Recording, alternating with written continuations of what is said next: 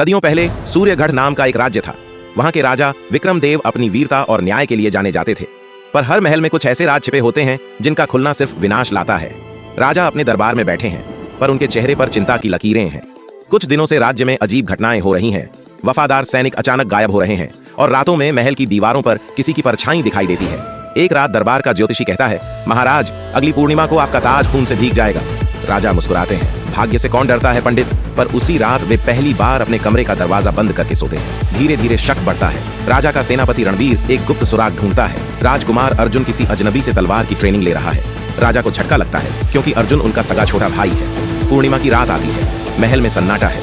राजा विक्रमदेव अपने कक्ष में अकेले बैठे हैं। तभी दरवाजा चरमराता है। एक मुखौटा पहने व्यक्ति धीरे धीरे भीतर आता है। कौन है? राजा की आवाज गूंजती है। वो जो तेरा हक लेने आया है। आवाज परिचित लगती है। तलवारें निकलती हैं। हवा में लोहा टकराने की गूंज भर जाती है। राजा की तलवार बिजली की तरह चलती है, पर सामने वाला हर वार रोक देता है।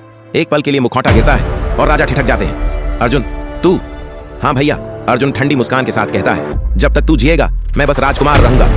युद्ध फिर भड़क उठता है। पत्थरों से टकराती तलवारें, गिरते दिए, टूटते खंभे और आखिर में एक जोरदार वार के बाद राजा गिर जाते हैं। अर्जुन धीरे धीरे सिंहासन की ओर बढ़ता है, ताज उठाता है। पर जैसे ही वो ताज उसके सिर पर आता है, अचानक सारा महल अंधेरे में डूब जाता है। हवा में किसी की चीख गूंजती है। दरवाजे अपने आप बंद हो जाते हैं। सुबह होती है। दरबार के लोग अंदर आते हैं। सिंहासन खाली है। बस बीच में पड़ा है अंधकार का ताज और फर्श पर दो